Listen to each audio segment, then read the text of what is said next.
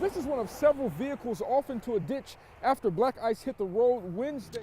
That's right, Elisa. The family was driving from Indiana to Decatur prior to the fire starting. State police tell us, Josh, that confirmation from the Champaign County coroner came down just around 5 o'clock this afternoon that a body recovered here at the Crystal Lake Park is that indeed of 23-year-old Christian Zamora. Now, the police department says agencies were out looking for the body. The suspect was arrested around 3 o'clock this afternoon. He was caught near Mattis and Ivy. Now, it's kind of interesting how this all came down. Champaign police were set up to. The city says plans to launch its mobile meter option. They're going well. The city is still talking. Elisa, we're live at the University YMCA on Wright Street, where a student organization has organized an effort to shuttle students.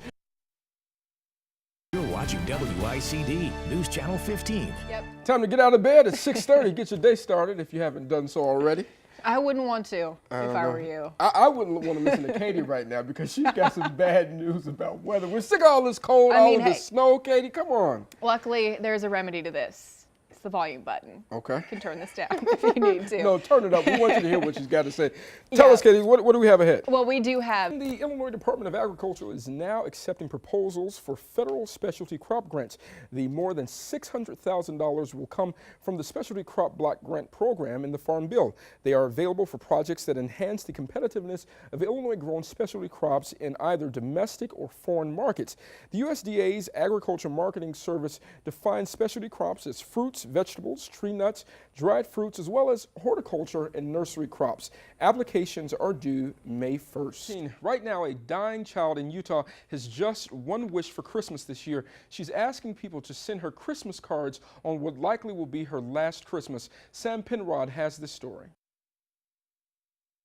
Doug and Lisa, I spoke with the Schomburg family today. Hayden and his parents, they're all doing well. Hayden is making incredible strides. Now, a Facebook page called Prayers for Hayden has gotten, catch this, nearly 10,000 likes over the last 3 months. And Hayden's family says all those prayers are certainly working. The family says with Hayden's continual progress, they're experiencing miracles every day. Just over 2 months ago, when we visited Hayden at Shriners Hospital in Chicago, he was confined to a wheelchair and just beginning to speak again. Now, he's feeling and moving in a totally different direction. Yeah, it's beyond words. I've never had a feeling like this in my life. With his mother and father standing by his side through every step, Thursday was the first night in more than 100 days the Schomburgs slept in their home together. Oh, it was great, just coming home, knowing we didn't have to get up the next morning and travel up north. Hayden's mom says immediately after his injury, Hayden was nearly paralyzed from the neck down. Over the last 2 months, he underwent therapy 5 days a week for at least 5 hours a day. All my muscles are back. It's just a matter of strengthening and getting back to my old self. Now, Hayden is a fifth-generation farmer. The Schomburg family owns this 185-acre farm here in Watseka. Hayden is ready to get back to work. I miss this every day. This is kind of what kept driving me forward to keep working hard to get back to the farm. Whether working on the farm, exercising, or throwing the football again, Hayden says it's all about setting goals. From the beginning, my goal was to have one new thing every day, and since then, if it wasn't one new thing, it was 9 new things. That perseverance and hard work gives this family reason to believe Hayden will make a full recovery. I can't wait to talk to him, play video games with him, play a board game with him, and the little brother says that list goes on and on and on. Now, for the next several weeks, Hayden will travel back to Chicago twice a week for therapy. He'll also do more therapy after school.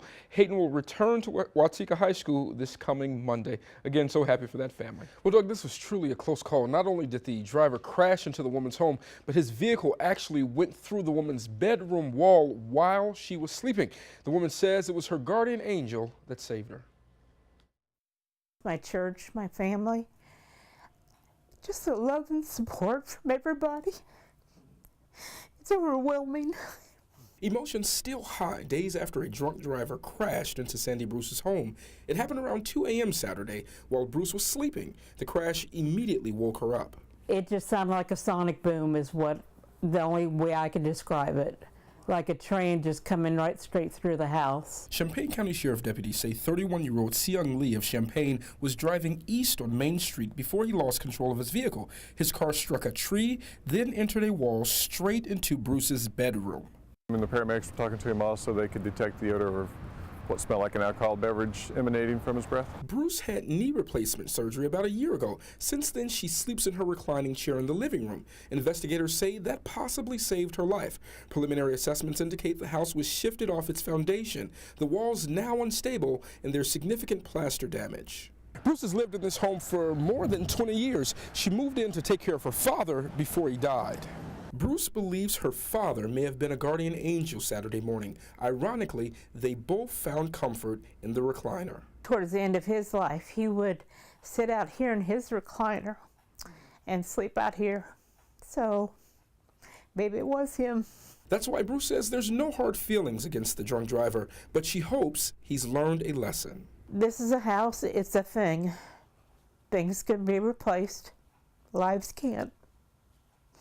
My life was spared, that's all that matters. Bruce is certainly a strong woman, right? Now, Bruce met with her insurance agent earlier today. She's now waiting on a structural engineer to come out and assess the damage. Thankfully, she was not injured in the incident.